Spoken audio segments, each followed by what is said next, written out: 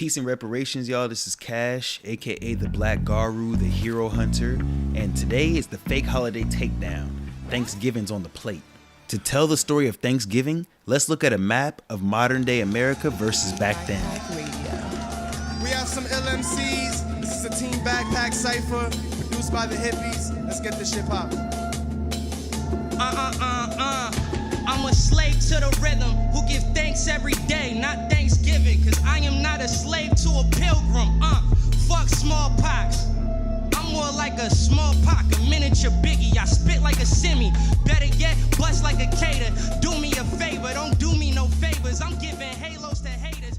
By the time the Pilgrims showed up, not only were 2/3 of the Massachusetts tribes completely wiped out by European slave owners and diseases, the Pilgrims were constantly at war with the indigenous people and routinely tortured them. We actually have just about everything wrong with the Thanksgiving myth.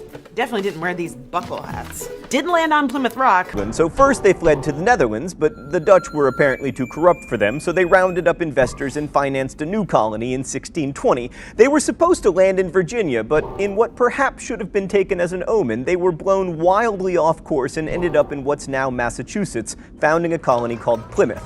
While still on board their ship, the Mayflower, 41 of the 150 or so colonists wrote and signed an agreement called the Mayflower Compact, in which they all bound themselves to follow, quote, just and equal laws that their chosen representatives would write up. Since this was the first written framework for government in the US, it's kind of a big deal. But anyway, the Pilgrims had the excellent fortune of landing in Massachusetts with 6 weeks before winter, and they had the good sense not to bring very much food with them or any farm animals. So what you're seeing is more of the same that we've been lied to.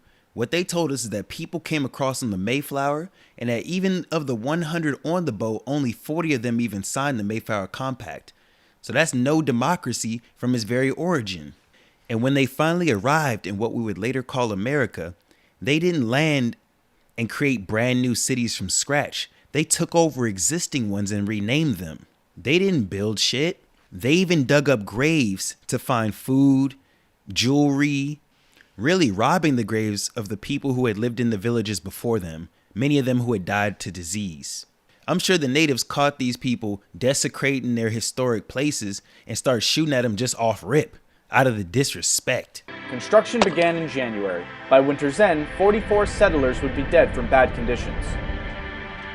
In March, they were surprised when a man named Samoset walked into New Plymouth, greeting them in English. Political leaders were known as sachems and had been trading with Europeans for over 100 years. He told them they were building on top of a village called Patuxet, whose residents had all died from the recent epidemic. The settlers actually built Plymouth on top of an abandoned Patuxet village that had been wiped out by disease. It belonged to the Wampanoag, and their chief, Massasoit, was watching. Half of them died before winter was out. The only reason they didn't all die was that local Indians, led by Squanto, gave them food and saved them. A year later, grateful that they had survived mainly due to the help of an alliance with the local chief Massasoit, and because the Indians had taught them how to plant corn and where to catch fish, the Pilgrims held a big feast, the first Thanksgiving. Well, they had to survive. They had no choice, right? But they did have a choice of whether or not they dug up graves. And according to the settlers' own journals, that's exactly what they did. The next morning, we found a place like a grave. We decided to dig it up. We took several of the prettiest things to carry away with us and covered the body up again. Francis, are you seriously writing this down? Keep this shit a secret, man! The settlers were eager to trade, so 5 days later, Samoset returned with furs and companions, including Tisquantum. What about Squanto, the Native American who learned English to help out the Pilgrims? Known famously as Squanto, he had come to tell them in perfect English that Massasoit had arrived. He taught them how to grow crops and was absolutely vital as an interpreter. Yeah, he was vital as an interpreter to the Europeans who didn't even want to learn the native languages at the time. This is yet again white people uplifting those who they consider as heroes. But let's really hear the story of how he learned to speak English in the first place. He was actually a slave that was hauled off to Europe, and then he learned English so that he could escape. To the separatists, he was a gift from God.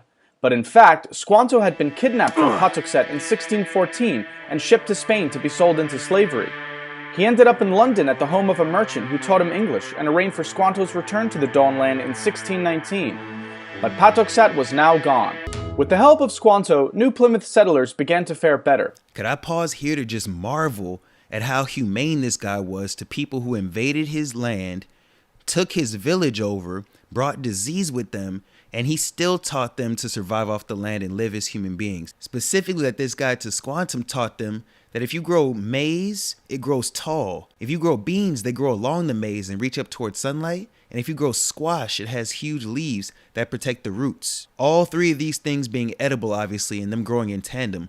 I've even learned that when maize is harvested, the stalks fall over and replenish the soil with nitrogen. These are the type of things we need to teach to our children about Thanksgiving, instead of this constant falsehood that the Pilgrims and natives were cool with each other, because that's for sure not true. They had differences of opinion in religion, in economics, in ownership of land. Who cares about how this stupid holiday got started anyway? Exactly. In George Washington's 1789 Thanksgiving Proclamation, the settlers aren't mentioned not even once. Don't get me started on George Washington. Can't believe his name's even brought up in this. I already took him down in a previous episode, but I'll just mention again that George Washington's so-called wooden teeth were actually made from hippopotamus, ivory, lead, screws, and human teeth. And when I say human teeth, I don't mean white people. He had his healthy slaves come into his office and they probably ripped their teeth out, and this without anesthetic. And he has 3 different sets of dentures that still exist to modern day. So if he did that to black folks, I'm not surprised that he didn't care about the native peoples either, especially when he was founding an entire country on top of them. By fall, the settlers had a bountiful harvest and a feast was held to celebrate. Massasoit showed up with 90 warriors and 5 deer for the meal. For 3 days, the English and Wampanoag ate and entertained one another. This was the famous first Thanksgiving children learn about in school. However, the word Thanksgiving would not have been used by these settlers to denote a harvest feast. For Puritans, a day of Thanksgiving was a day of fasting while giving thanks to God in prayer. So which one is it? Is it Christian to fast and to give thanks to the Lord, as these Puritans said? Or is it Christian to actually say thank you to the people who taught you how to survive on this land and whose land you're literally standing on, who helped us fight in wars, and who without their existence, there wouldn't be no prosperous nation as we know of it today. So you're telling me that people fled religious persecution to come to what will be called America in order to demonize the locals who lived off the land and in tune with nature, and instead say that they're the problem. The truth is that Pilgrims did not come here to be peaceful. They weren't peaceful. And this story is just another lie that they tell us in order to make it seem like they're cool. One other thing I want to mention is people who are descendants of those on the Mayflower actually received lifetime reparations since they quote unquote helped to found our country. Just thought y'all should know. They were not settlers, they were colonizers. Let's just keep it a buck. Fanatic religious principles ensured no peace between the two cultures could last. To Puritans, Native Americans were the other, wild, savage, godless. With such an ideology, the outcome was inevitable. If they did not convert to Christianity and surrender their cultural identity, they had to be eliminated. In that time, more Puritan settlers arrived, soon outnumbering the natives. And while the Pilgrims' treaty with Massasoit lasted until the Sachem's death, other Puritans were not concerned with such alliances. And I'm sure by the end of this, you're asking, what's the solution? You still want to eat with the family.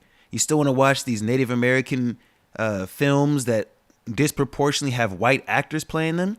How about we just stop telling lies, take down the statues, and teach the truth in schools? Indians never had a sense of humor, you know?